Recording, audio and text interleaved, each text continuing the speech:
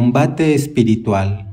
Padre Lorenzo Scupoli. El libro que por 19 años llevó consigo y leyó San Francisco de Sales. Capítulo 39. Que quien desea obtener victorias en el combate espiritual tiene que aceptar recibir heridas, sufrir dolores, tener caídas y padecer desilusiones.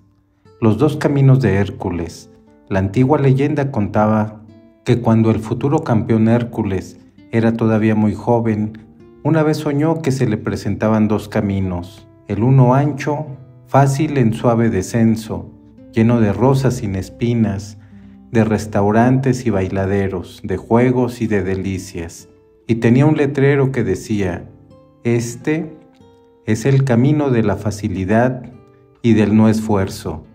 Por él se llega a la ruina y al fracaso». Luego vio otro camino angosto en su vida, lleno de pedregales ásperos y de matorrales espinosos, sin bebidas fáciles a la mano, ni descansos muy refrescantes, y un letrero decía: «Este es el camino de la dificultad y del esfuerzo, de la lucha por mantenerse bueno, lleva a la cumbre de la perfección y de la santidad». Y cuenta la leyenda que Hércules, al despertar, se propuso seguir siempre el camino de la dificultad y del esfuerzo, y que llegó a ser campeón mundial. Los dos caminos de Jesús. 500 años después del sueño de Hércules, vino Cristo y nos dejó esta advertencia de enorme importancia. Tengan cuidado para que viajen siempre por el camino angosto de la dificultad, porque ancha es la vía y espacioso el camino que lleva a la perdición, y son muchos los que caminan por allí, pero que dificultosa es la vía y que angosto es el camino que lleva a la vida eterna, y que poquitos son los que viajan por esa vía.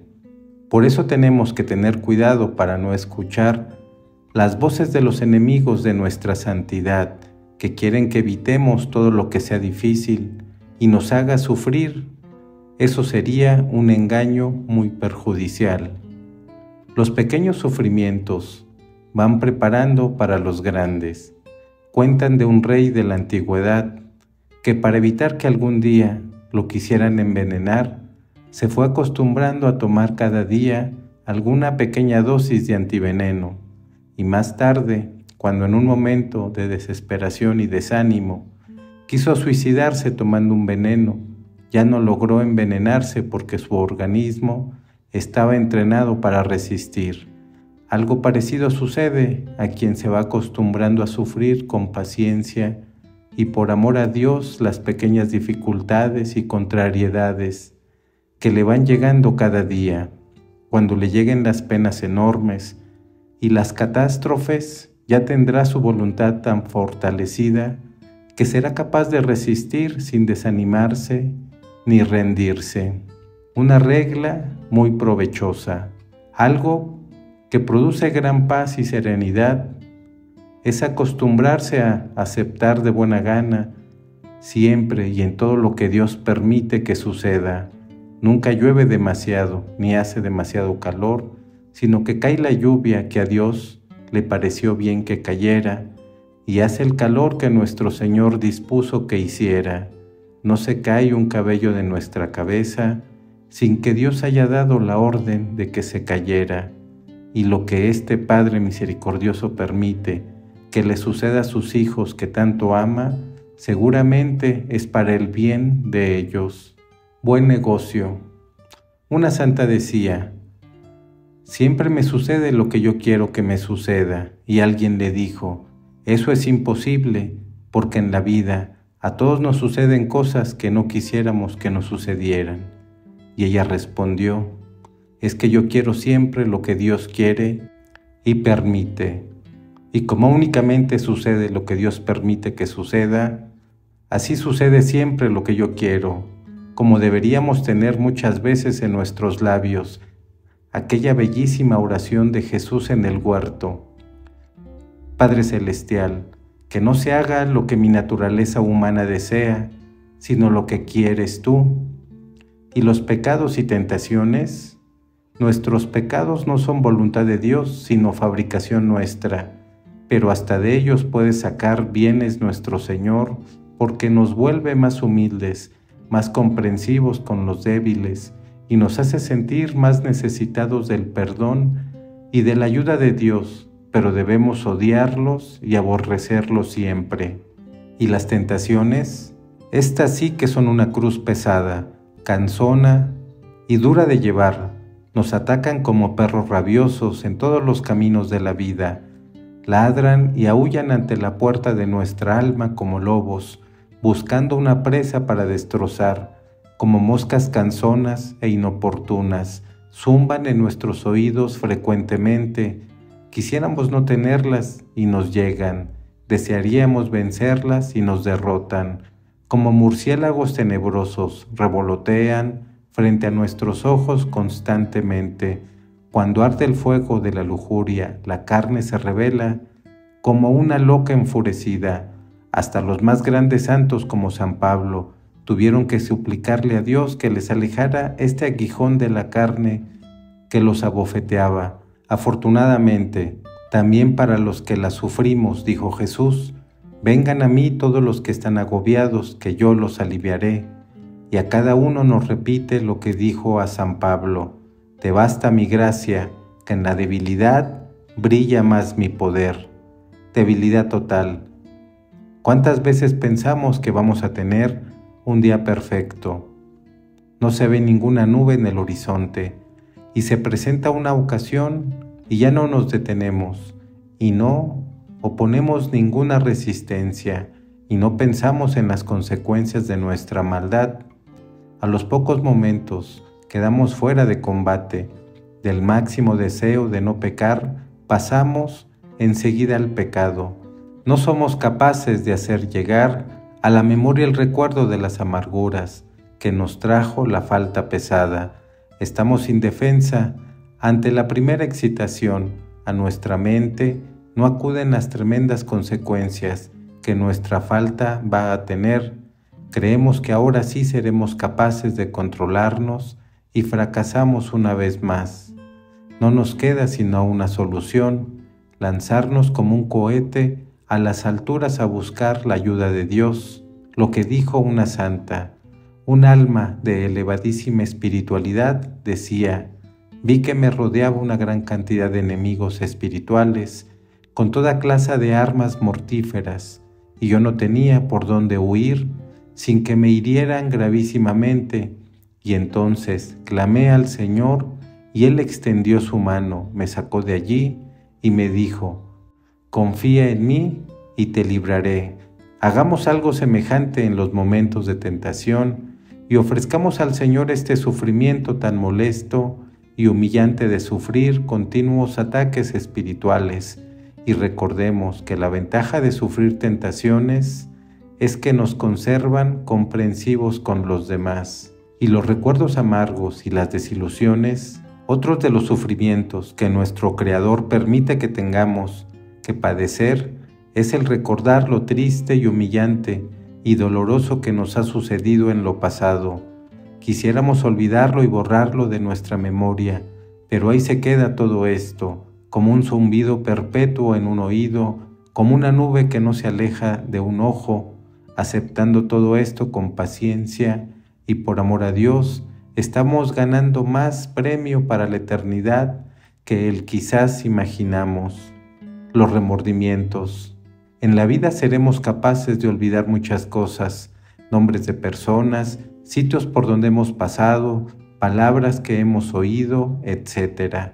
Pero algo que no podemos olvidar nunca jamás son los pecados graves que hemos cometido. Estos se quedan imborrables como un tatuaje en la memoria. Cuando un enamorado va a una playa, pide a un costeño que le escriba como tatuaje en su brazo el nombre de su amada. Pero sucede después que pelea con esa mujer y deja de amarla, y sin embargo tendrá que llevar para siempre en la piel de su brazo ese nombre, porque allí quedó imborrable. Así sucede con nuestros pecados.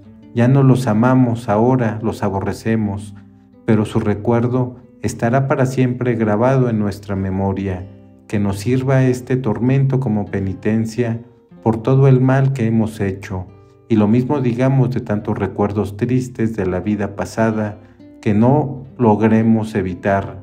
Con razón decía un psicólogo, si la gente no recordara lo triste que le ha pasado en la vida, sino lo alegre y gozoso que le ha sucedido, no habría neuróticos.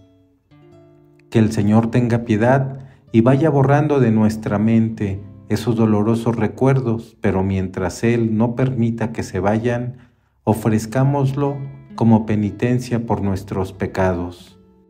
Dice Jesús, vengan a mí todos los que están cansados y agobiados, que yo los aliviaré. Capítulo 40. Que es necesario evitar las exageraciones, porque éstas traen más mal que bien. Existe un grave peligro en el combate por adquirir las virtudes y consiste en exagerar en los actos buenos que hacemos y en las penitencias que nos imponemos. San Pablo dice que Satanás se disfraza de ángel de luz para engañarnos, y esto lo hace muchas veces incitándonos a que cometamos exageraciones en la piedad, y así nos debilitemos y nos cansemos pronto y tengamos que abandonar el camino hacia la santidad. Le interesa que nos convenzamos de que estamos realizando cosas grandes y así nos llenamos de vanagloria. Las lecturas.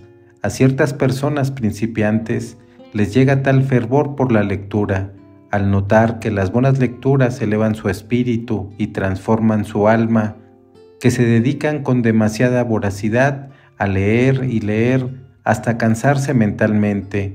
Cuando el gobernador de Judea quiso desacreditar a San Pablo, le dijo: «Está loco Pablo, las demasiadas lecturas que le han hecho perder la cabeza».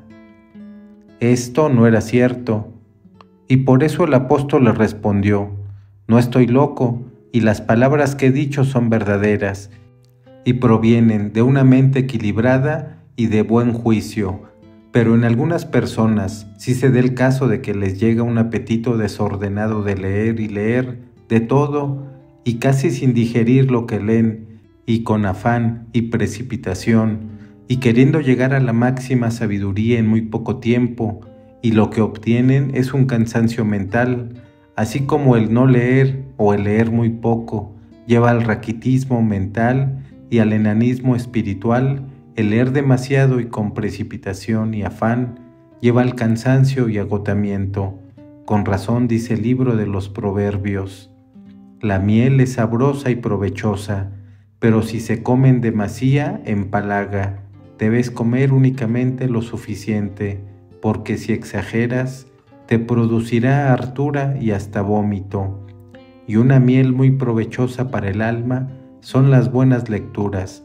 Claro está que para la inmensa mayoría de los católicos, más que avisarles que no lean demasiado, lo que hay que aconsejarles es que lean un poco más, porque leen demasiado poco y quizá el 90% de lo que leen es más alimento de animales que manjar para el espíritu. Leen noticias, curiosidades, escándalos y otras cosas mundanas, pero lecturas que lleven al alma hacia la santidad, qué poquitas son en realidad las que leen. Un gran director espiritual aconseja siempre: lean libros religiosos y prefieran siempre los que aquellos autores que tienen detrás de su nombre una S, o sea, libro escrito por santos. La penitencia. Uno de los errores más dañosos para quienes principian la vida de santidad es dedicarse a imitar a los grandes santos en hacer penitencias exageradas, desproporcionadas a sus fuerzas. Los campesinos repiten un adagio: «Más útil es para nuestro trabajo un burro vivo que nos ayude a llevar las cargas que un sabio que esté muerto en el cementerio». Algo parecido deberíamos decir en la vida espiritual. Más trabajo puede hacer uno que conserva su salud, teniendo prudencia en no exagerar en las penitencias, que uno que pierde su salud exagerando en sus mortificaciones. A los santos los podemos imitar en su amor al silencio, en su aprecio por la humildad, en su inmensa caridad hacia los demás y su intenso amor a Dios, en sufrir con paciencia las ofensas que nos hacen y las contrariedades y enfermedades que nos llegan, en no comer ni beber de gula, en luchar por evitar el pecado y corregir los propios defectos. Pero en cuanto a sus pavorosas penitencias, si no hemos recibido una gracia especialísima como la que recibieron ellos, será mejor no tratar de imitarlos, porque podemos dañarnos irremediablemente la salud y desanimarnos en el camino de la santidad. Capítulo 41. El peligro de vivir juzgando y condenando a los demás. San Pablo dejó escritas unas frases que se han hecho famosas. Dice así: no tienes excusa, quien quiera que seas, tú que te dedicas a juzgar y a condenar a los demás, pues juzgando a otros te condenas a ti mismo, ya que haces lo mismo que los demás, vives condenando. Nuestro orgullo, el desprecio que sentimos hacia el prójimo, hacen que nos formemos baja idea de otras personas, y cuanto más alta es la opinión que el orgullo nos hace formar de nosotros mismos, tanto más baja es la opinión que nuestro desprecio va formando de los demás, y nos persuadimos de que nos hallamos libres en las imperfecciones que tanto criticamos en los otros, y esto es una mentira y un engaño. La fábula de Esopo. Este poeta, que vivió 500 años antes de Cristo, pintaba a quienes criticaban y despreciaban a los demás con dos morrales colgando al cuello, el uno con los defectos de los prójimos bien enfrente de sus ojos para mirarlos y condenarlos continuamente, y el otro con los defectos propios a la espalda para no verlos ni conocerlos. Ese es nuestro retrato cuando condenamos y juzgamos. Remedios para este mal. Cuando empezamos a pensar en los defectos o vicios del prójimo, tratemos inmediatamente de alejar ese pensamiento y neguémonos a formar juicios negativos acerca de ellos. En esos momentos hay que decirse a sí mismo: yo no tengo autoridad para juzgar ni condenar a otros, no poseo los suficientes datos para formar juicio acerca de sus pasiones, defectos y malas inclinaciones. Tengo que considerar como escritas para mí mismo aquellas palabras del apóstol: ¿te imaginas tú que te dedicas a juzgar y a condenar, que cometes lo mismo que condenas, que vas a escapar del juicio de Dios? Y aquella otra promesa tan consoladora hecha por el mismo Jesús, que será nuestro juez: no juzgues y no serán juzgados, no condenen y no serán condenados. Mirar hacia adentro. Para evitar el dedicarse a juzgar y condenar a los demás, es necesario enfocar toda nuestra atención hacia nuestras propias miserias y debilidades. Si así lo hacemos, hallaremos tantas cosas que corregir y reformar dentro de nosotros que ya no tendremos tiempo ni gusto para dedicarnos a juzgar a los demás, y aprenderemos a mirar las faltas de los otros con una bondadosa caridad. Hay que pensar que si vivimos juzgando que otros tienen algún vicio, puede ser que nosotros también lo tengamos, porque según el antiguo refrán, el ladrón juzga por su condición. Así como alguien que en su niñez sufrió la corrupción de parte de algún adulto, cuando llegue a la edad mayor, vive juzgando continuamente que los adultos están corrompiendo a los menores, de la misma manera atribuyendo a otros ciertas miserias y malas inclinaciones. Ello puede ser indicio de que nosotros las tenemos o las sentimos. Un promedio impresionante. Si analizamos fríamente las veces que hemos condenado en nuestro entendimiento con palabras a los demás, veremos que la mayor parte de las veces que hemos condenado nos hemos equivocado. Entonces, ¿para qué dedicarse a una actividad que tiene tan grande posibilidad de error? Cuando sintamos la inclinación a hacerlo. Digamos a nosotros mismos: ¿cómo me puedo atrever a juzgar y condenar a los otros si yo tengo los mismos defectos y peores inclinaciones que ellos? Si tengo una viga en mis ojos, ¿por qué no criticar a los que tienen una basurita en los suyos? Y si la falta es verdadera y pública, en esos casos pensemos que esa persona debe tener muchas cualidades y virtudes ocultas y que probablemente ha hecho muchísimas obras buenas que nosotros ignoramos, y consideremos que si Dios le ha permitido caer en esta falta, probablemente ha sido para curarle su orgullo y aumentarle la humildad, y para que se vuelva más comprensible con los demás, y que por lo tanto su ganancia al hacerse pública esta falta va a ser mayor que la pérdida que ha sufrido con el descrédito que le ha llegado. Y si la falta es enorme, y si el pecado es impenitente, endurecido y no demuestra inclinaciones a la conversión, en esos casos, después de hacer el propósito de rezar todos los días por la conversión de los pecadores, que este será quizás el mayor favor que a ellos les podemos hacer, y solo en el cielo sabremos cuánto bien le hicimos rezando por su conversión.